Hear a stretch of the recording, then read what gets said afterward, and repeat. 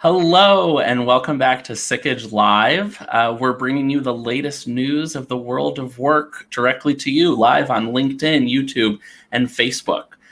Before we get started, make sure to like and subscribe to Sikich on any of these channels to get notifications on when these videos go live.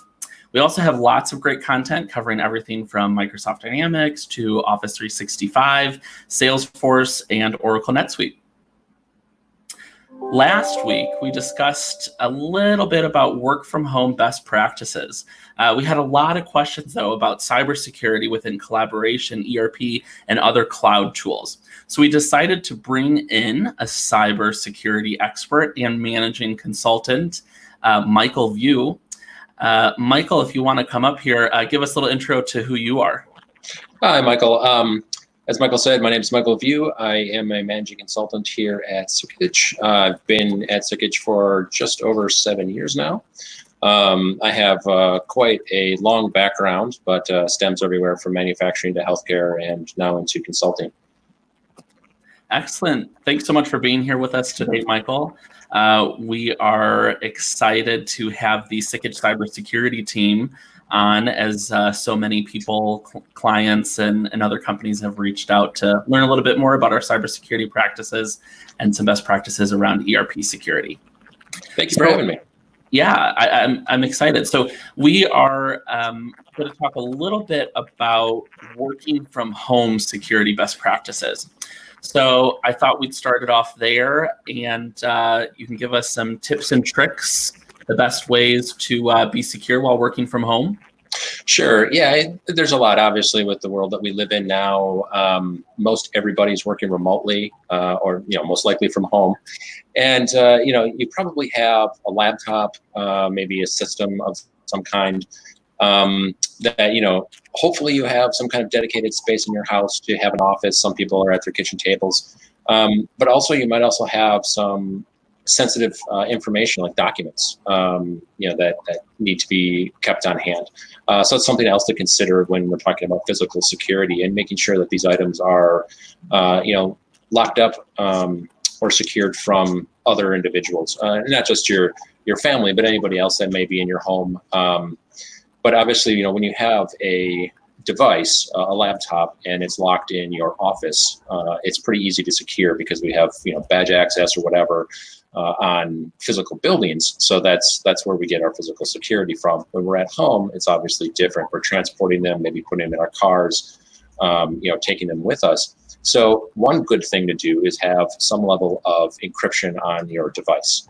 There's a lot of products out there. There's free products. There's one that's built right into Microsoft that you can use. And having it so your physical laptop, your physical device is actually encrypted.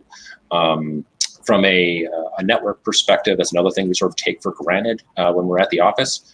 There's a lot of security around content filtering and things.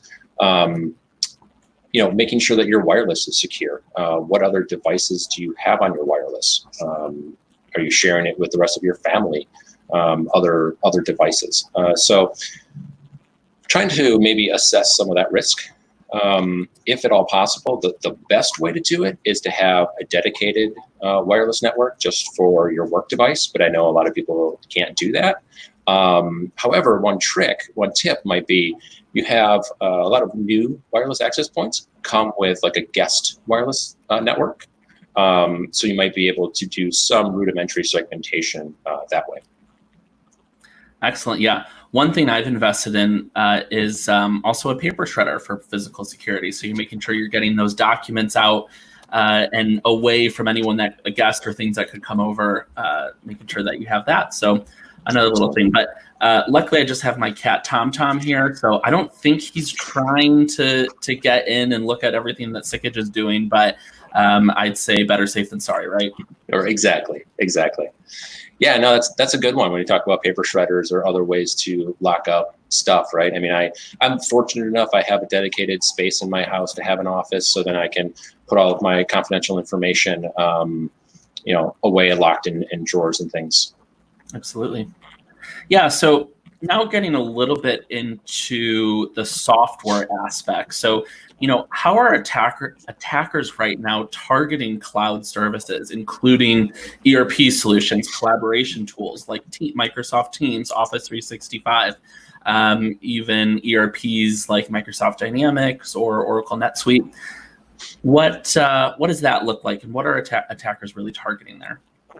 So, the attack surface has definitely changed. The attacker's goal is still the same. They want the sensitive information, be it, your client's information, credit card information, healthcare information, whatever it is. So wherever it's hosted. And yes, obviously in today's world, being remote, we're hosting a lot more in the cloud and needing to access those remotely.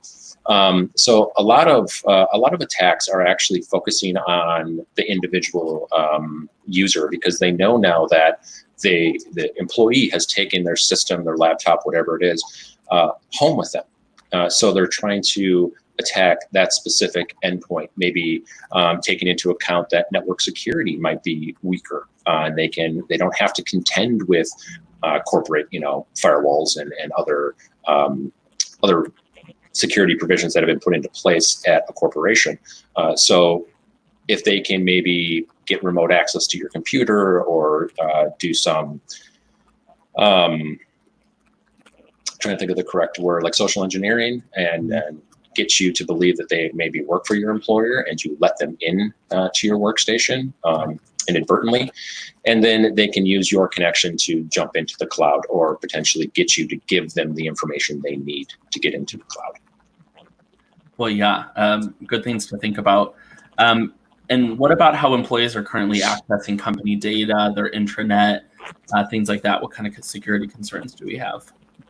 So the biggest way that a lot of companies do it is over a VPN, or virtual private network, if you're not familiar with that term. So we use here at Sikich.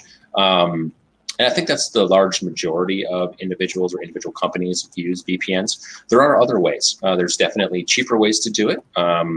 VPNs can be done correctly, or they can be done poorly. Definitely seen some poor implementations where, it's easy to potentially guess credentials and things like that. If you've got something like a remote desktop kind of scenario set up, you might want to reconsider, remoting into or using some kind of software. I don't want to name software because I don't want to beat up on anybody, but like sort of the remote desktop sharing style of software right, is usually not the best for a corporation. VPN's definitely the way to go. And when we're talking about VPNs, something I always like to tell people, it's considered multi-factor authentication, or two-factor authentication is sometimes referred to. So we have a soft token, which is on your phone. If anybody's old like me, you'll remember the RSA keys that you used to carry around with the little numbers that would change. That's a multi-factor authentication token. We can now put those on our phone. And those are a very cost-effective way to secure your environment. From an attack perspective, as soon as I see a multi-factor authentication, unless I'm going to try to social engineer somebody, it's extremely difficult just to flat out attack. Sure. So, absolutely.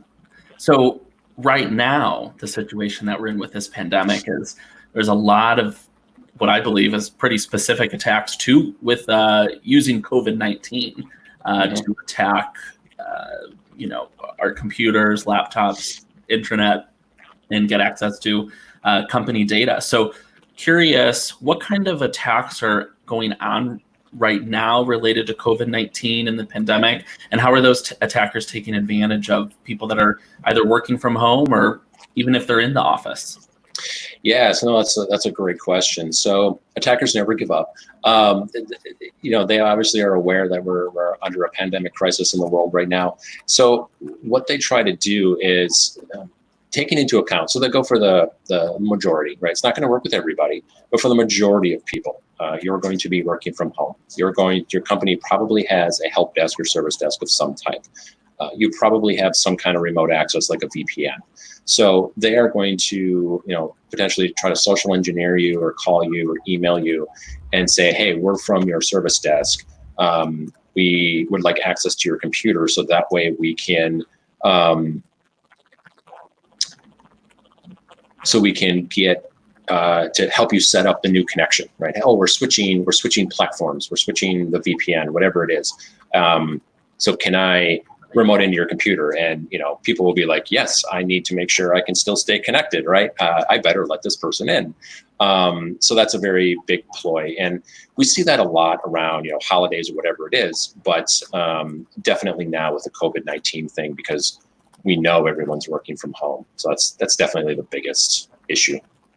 Yeah, absolutely. Something interesting we had talked about yesterday is how it's common for attackers to reach out and say that you're from their help desk team or IT team, and they have really, really similar email addresses that are almost indistinguishable, tricking people into contacting the attackers and giving them information. Exactly. Yep. And that's actually that's one of the things we do when we're doing penetration testing. So one of my roles, I didn't really mention at the beginning of this, but I'm on the penetration testing team, and social engineering is one of the things that we do for our clients. So that's we can test your employees from that perspective, and we do have, unfortunately, good success tricking employees, but then we're able to help train those employees. So.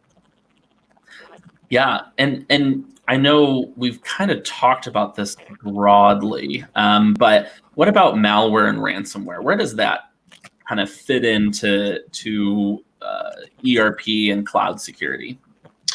So yeah, when you're talking about ransomware or malware, any of those kinds of things, I think ransomware is definitely, hopefully, on the decline. We certainly still do see it, but the goal of ransomware is to encrypt or try to protect some sensitive information, and then potentially get that organization to give them money to release that information. So if your data is in an ERP or wherever it is, even if it is in the cloud, that could still potentially have ransomware or be subject to ransomware. So if that attacker were to get into, say, an employee's workstation, laptop, whatever it is, they could use that connection. So let's go through an example. I'm an employee. I'm working on the ERP solution. I've got my laptop, my work laptop, and I'm connected to our cloud provider. And I've got my applications open, and I'm doing my daily work. And if an attacker gets into my system, either through social engineering, like we discussed, or maybe some malware, because I have an unpatched system, they could potentially leverage my connection, my access, and encrypt all of that information in the ERP solution or whatever other application that you're dealing with, right? So sort of, if it's on the network, if it's in a cloud, if it's on your laptop, it doesn't, if you're connected to it and the attacker is in your system, it doesn't matter too much where it is. It's at risk. Okay. So if you had 2 or 3 questions to ask your IT team, what could these leaders ask to better understand their security risk level? So I think first and foremost, how are our employees accessing our systems while they work at home, right? Is it using a VPN? Do we have people remote desktoping into workstations? What's going on? How do they access it? And sort of a follow-up question is, are we using multi-factor authentication of some kind? There's a lot of different providers out there when it comes to multi-factor authentication or 2-factor authentication. It's very commonly referred to. So whichever one your company likes, they're all pretty good. But like I said, they can be implemented poorly if you do it wrong. I think the other big one too is now that we have physically dispersed our workforce, what are we doing for laptop security and hard document security, right? I mean, does John at home have a printer that he's hooking up to his laptop and printing out all the sensitive data so he can do his work? But then what happens to that sensitive data after the individual's done with their work, right? So I think those are probably the 3 questions I would start with. But definitely a lot more come to mind. So those are the questions you'd ask your IT team, but what if you're too small to have a large enough IT team, or you don't have a director of IT or a security officer? what are some options that you could have to help, get you started on securing your workplace, and where do you go from here? So there's a lot of options out there.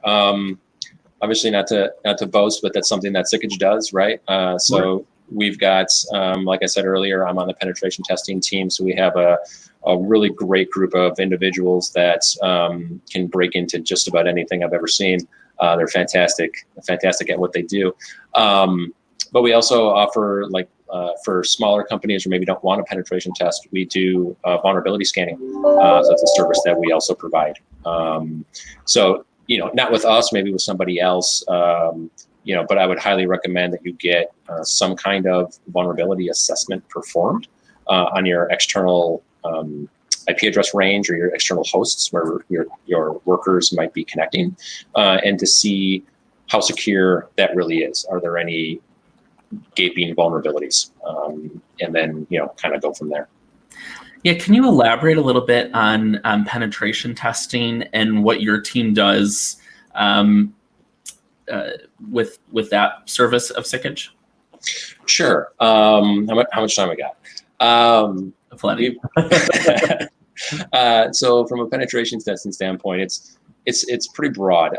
We can do all kinds of different things. So our primary, our normal client will do what's known as an internal, an external, or a web application test. So let's say we have a storefront. We'll look at that shopping cart application and see if there's a way to break it and steal the information, or hijack the session, stuff like that. We look at external footprint. I just got done doing an assessment for a client that stood up a new VPN. That's what happens to be in my mind. They wanted us to look it over and make sure that their VPN was set up correctly, so we can evaluate it from that perspective. We can also do external penetration testing, where we look for very common vulnerabilities and weaknesses in hosts and in systems that you have exposed to the internet. And then also the internal stuff. So the big question, or the big question mark for a lot of companies, is what happens when somebody gets in? Because somebody's bound to get in at some level. So what we want to do is we sort of role play. We can put a laptop or a system on your network, and then we sort of pretend we have compromised somebody's machine. Let's see what we can do. Let's see how evil we could be, and if we could actually find sensitive data and then exfiltrate that sensitive data successfully without being detected.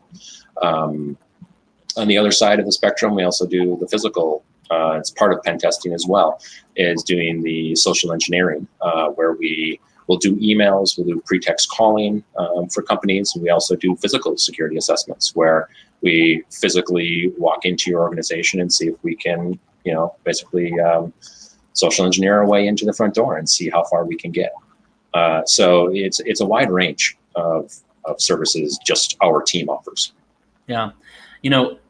A lot of companies come to us and they say, well, we're too small, or we're mid-market. We don't know if we really need this extensive type of services that much larger corporations might need, just because of the data that they hold. What would you say to a smaller company like that?